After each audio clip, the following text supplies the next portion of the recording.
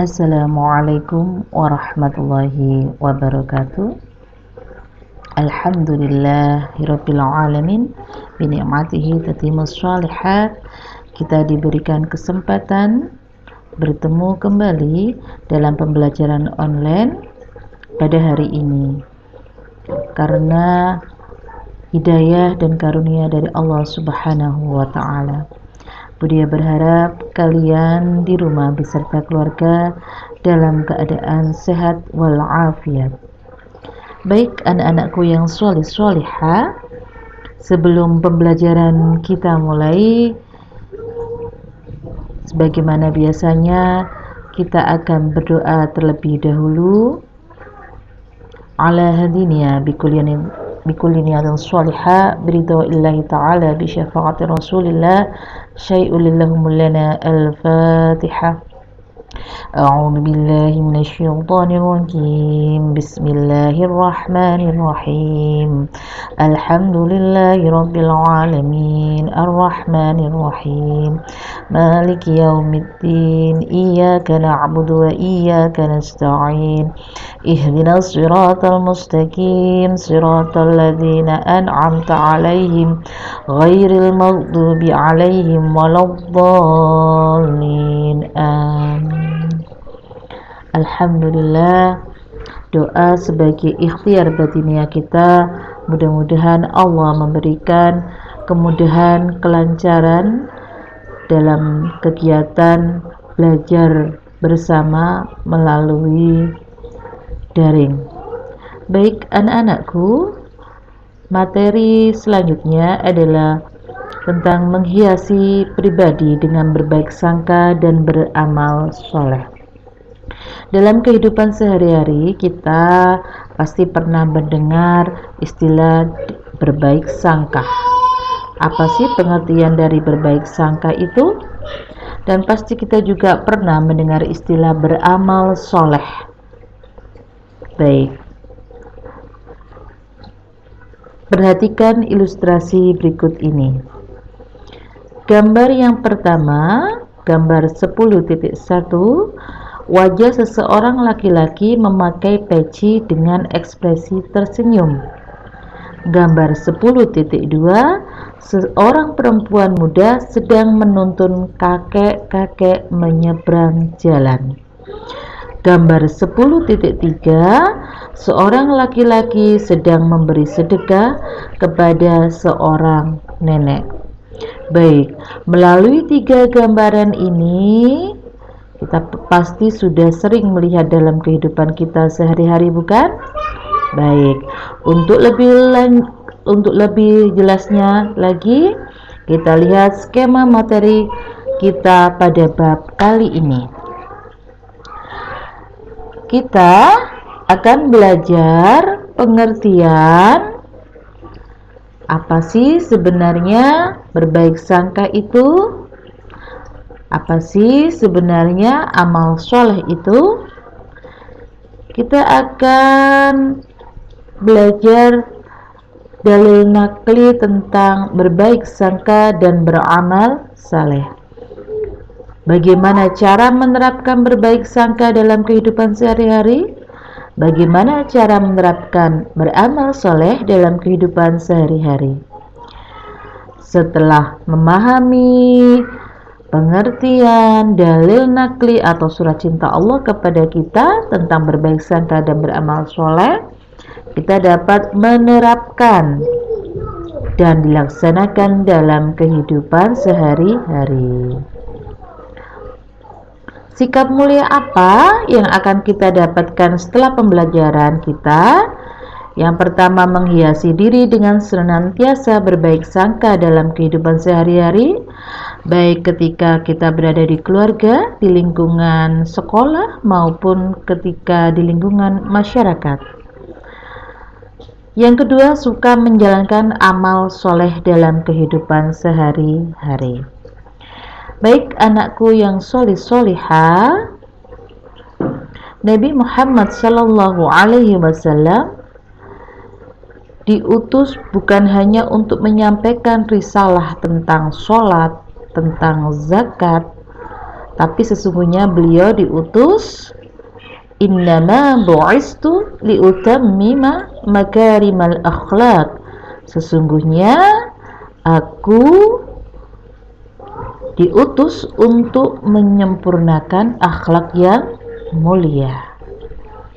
Berbaik sangka dan beramal soleh merupakan bagian dari akhlak mahmudah atau akhlakul karimah, akhlak yang terpuji.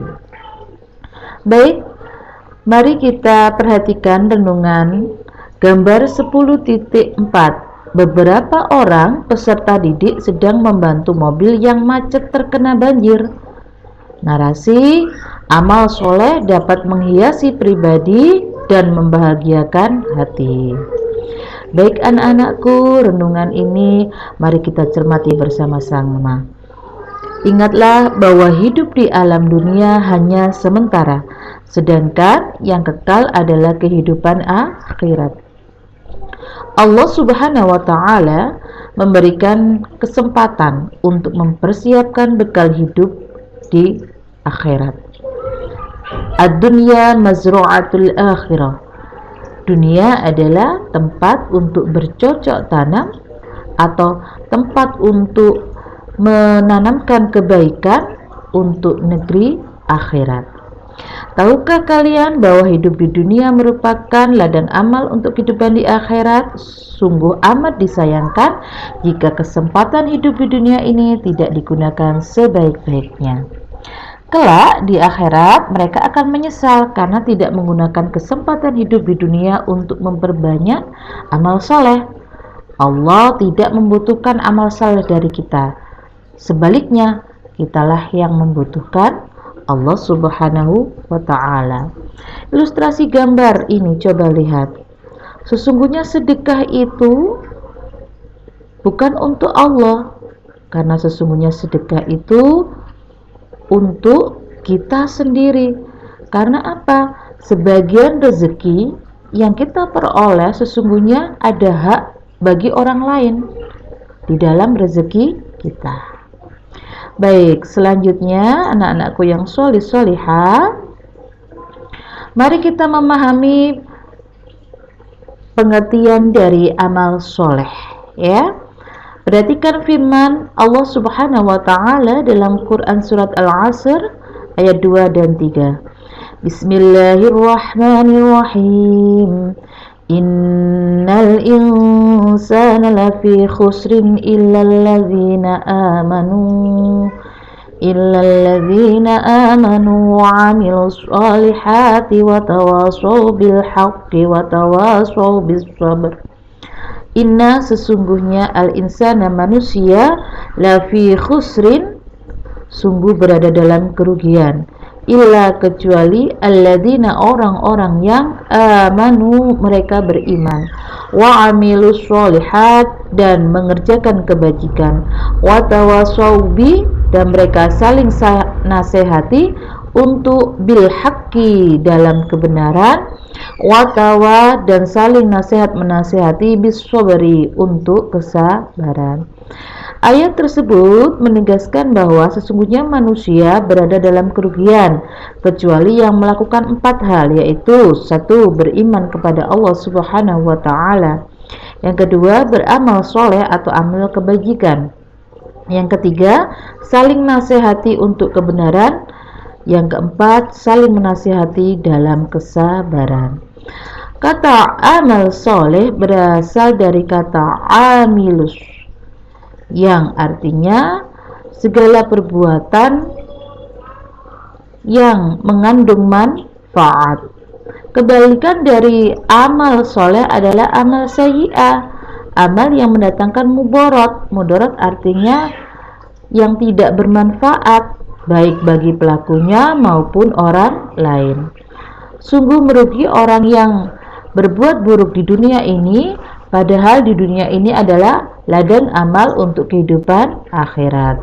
Setiap amal baik atau buruk, meskipun sangat kecil, tetap akan mendapat balasan yang adil dari Allah Subhanahu wa Ta'ala. Sebagaimana dalam surat Al-Zalzalah ayat 7 sampai dengan 8. Bismillahirrahmanirrahim. Faman ya'mal misqala dzarratin khairan yarah wa man ya'mal misqala dzarratin syarran yarah. Artinya, maka siapa yang mengerjakan kebaikan seberat zarah atau biji sawi, niscaya dia akan melihat balasannya, dan barang siapa yang mengerjakan kejahatan seberat zarah atau biji sawi, dia akan melihat balasannya. Suatu amal soleh akan sah jika memenuhi syarat. Apa syaratnya? Amal soleh dilakukan dengan mengetahui ilmunya. Amal soleh dikerjakan dengan niat ikhlas karena Allah, bukan karena siapa-siapa, bukan karena orang tua. Melakukan sesuatu bukan karena guru, bukan karena teman. Yang ketiga, amal soleh itu hendaknya dilakukan sesuai dengan petunjuk Al-Quran dan hadis.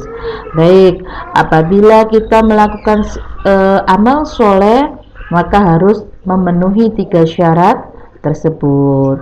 Apabila hendak melakukan sholat sebagai salah satu bagian dari amal soleh, maka kita harus tahu bagaimana ilmunya sholat.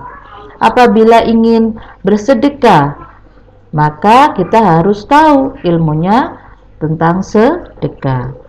Dan apa-apa yang kita lakukan hendaknya niat ikhlas karena Allah subhanahu wa ta'ala, bukan karena manusia. Baik, macam-macam amal soleh. Ada 3 amal soleh terhadap Allah, yaitu menjalankan perintahnya dan meninggalkan larangannya. Contohnya sholat, zakat, puasa, membaca Al-Quran, dan ibadah-ibadah lainnya. Amal soleh terhadap manusia, menjalankan hak dan kewajiban terhadap sesama manusia. Contohnya, memberikan senyuman. Tabassamu kafi akhi shadaqah. Jadi, ketika kita memberikan senyuman kepada orang lain, itu merupakan terhitung sedekah. Bersikap ramah, bertutur kata yang santun, menolong kaum du'afa. Amal soleh terhadap lingkungan alam, yaitu menjaga kelestarian alam. Contohnya membuang sampah pada tempatnya, menjaga kebersihan, mendaur ulang sampah, dan melakukan penghijauan atau dikenal dengan istilah reboisasi. Apabila lingkungan kita terlihat gersang, maka kewajiban bagi kita untuk melakukan penghijauan. Selanjutnya, manfaat beramal soleh, diberi ampunan dan pahala yang besar oleh Allah, diberi tambahan petunjuk, dan diberi kehidupan yang baik dan layak. Selanjutnya, dihapuskan dosa-dosanya, dijauhkan dari kerugian di dunia dan di akhirat. Anak-anakku yang solih-solihah, poin yang kedua tentang berbaik sangka. Berbaik sangka dikenal dengan istilah husnudzon, merupakan perilaku terpuji yang harus dimiliki seorang muslim. Lawan dari husnudzon adalah su'udzon. Su'udzon adalah buruk sangka. Berburuk sangka merupakan perilaku tercela yang akan mendatangkan mudarat. Apa mudarat? Mendatangkan sesuatu yang tidak ada manfaatnya, baik bagi pelakunya maupun orang lain. Allah subhanahu wa ta'ala melarang berburuk sangka, sebagaimana firman-Nya dalam surat Al-Hujurat ayat 12. Bismillahirrahmanirrahim. Ya ayyuhalladzina amanu ijtanibu katsiran minadh-dhann inna ba'dadh-dhanni ismun wa la tajassasu wa la yaghtab ba'dukum ba'dha ayuhibbu ahadukum an ya'kula lahma akhihi maytan fakarihtumuh wattaqullaha innallaha tawwabur rahim. Artinya, wahai orang-orang yang beriman, jauhilah banyak dari prasangka. Sesungguhnya sebagian prasangka itu dosa, dan janganlah kamu mencari-cari kesalahan orang lain, dan janganlah ada di antara kamu yang menggunjing sebagian yang lain. Apakah ada di antara kamu yang suka memakan daging saudaranya yang sudah mati? Tentu kamu merasa jijik. Dan bertakwalah kepada Allah, sungguh Allah Maha penerima taubat lagi Maha penyayang. Al-Hujurat surat ke-49 ayat 12. Sebagaimana gambaran berburuk sangka di dalam surat Al-Hujurat bahwa ketika kita menggunjing, mencari-cari kesalahan saudara kita, maka diumpamakan kita memakan bangkai daging saudara kita sendiri. Tentu kita tidak mau. Na'udzubillah summa na'udzubillah. Wahai anak-anakku yang soleh solehah, apa saja bentuk berbaik sangka kepada Allah, berbaik sangka kepada Allah Subhanahu wa taala, senantiasa bersyukur atas semua kenikmatan darinya, bersabar atas semua cobaan. Mengapa kita harus bersyukur kepada Allah? Karena Allah yang memberikan karunia dan kenikmatan yang tidak ternilai harganya kepada manusia. Apa saja kenikmatan yang kita terima? Banyak sekali, mulai dari bangun tidur sampai dengan tidur lagi. Tidak akan bisa dihitung dengan nilai rupiah. Wa in ta'uddu ni'matallahi la tuhsuha. Sesungguhnya jika kamu menghitung nikmatku, sesungguhnya kamu tidak akan bisa menghitungnya, kata Allah. Karena saking apa? Saking banyaknya. Karena yang kenikmatan yang tidak ternilai harganya tadi, maka seharusnya manusia bersyukur kepada Allah. Selanjutnya, berbaik sangka kepada diri sendiri. Pernahkah kalian mengalami kesulitan hidup? Jika pernah, bagaimana cara kalian menyikapinya? Seseorang yang berbaik sangka kepada diri sendiri akan memiliki sikap percaya diri, optimis, dan bekerja keras. Sebaliknya, seseorang yang berburuk sangka kepada diri sendiri akan merasa pesimis, akan merasa rendah diri, tidak percaya diri, dan malas berusaha. Karena apa? Menyalahkan bagian dari takdirnya, karena bodoh, karena kemalasannya. Berbaik sangka kepada orang lain. Sebagai makhluk sosial, manusia selalu membutuhkan orang lain di sekitarnya. Orang lain di sekitar kita harus diperlakukan dengan secara baik, santun, dan saling menyayangi, serta menghormati. Berprasangka baik kepada orang lain akan menumbuhkan keharmonisan dalam kehidupan masyarakat. Sikap buruk sangka hanya akan memicu perpecahan dan konflik. Banyak pertikaian dan kerusuhan terjadi karena sikap buruk sangka. Jika ada isu-isu negatif, hendaknya diklarifikasi. Kalau dalam istilah agama dikenal dengan istilah tabayun. Diklarifikasi, dikonfirmasi terlebih dahulu agar kita tidak terjerumus kepada sikap curiga dan buruk sangka. Kalau dalam istilah medsos atau media sosial, kita kenal dengan berita hoax, ya. Jadi kalau sebelum kita mengetahui berita itu betul apa tidak, maka lebih baik kita meng-cross-checkkan dulu berita itu betul apa sekedar berita hoax, ya. Baik, selanjutnya anak-anakku yang soleh-solehah, manfaat baik sangka, hidup menjadi tenang dan optimis, yakin bahwa terdapat hikmah di balik segala penderitaan dan kegagalan. Membentuk pribadi yang tangguh, menjadikan seseorang teguh pendirian sebab tidak mudah menerima pengaruh buruk dari orang lain. Menjadikan seseorang lebih kreatif, menyebabkan seseorang tidak mudah putus asa. Artinya, seseorang lebih memiliki sifat optimis. Hubungan persahabatan dan persaudaraan menjadi lebih baik, terhindar dari penyesalan dalam hubungan dengan sesama. Selalu senang dan bahagia ketika orang lain menerima nikmat. Baik, anak-anakku, di buku paket ada kisah teladan, bisa kalian baca bagaimana kejujuran seorang wanita yang sholihah. Baik anak-anakku, untuk penugasan lanjut ke Google Classroom. Budi akan sisipkan ada lembar kerja yang akan kalian selesaikan berikut dengan penilaian dan kriteria penilaiannya. Baik anak-anakku, mudah-mudahan apa yang Budi sampaikan hari ini membawa hikmah dan manfaat untuk saya pribadi dan untuk kalian semua. Mengakhiri pembelajaran kali ini, kita membaca doa kafaratul majlis. Mudah-mudahan Allah membersamai ikhtiar kita dalam kegiatan belajar daring secara online. Membaca doa kafaratul majlis. Subhanakallahumma wa bihamdika asyhadu an la ilaha illa anta astaghfiruka wa atubu ilaik. Assalamualaikum warahmatullahi wabarakatuh.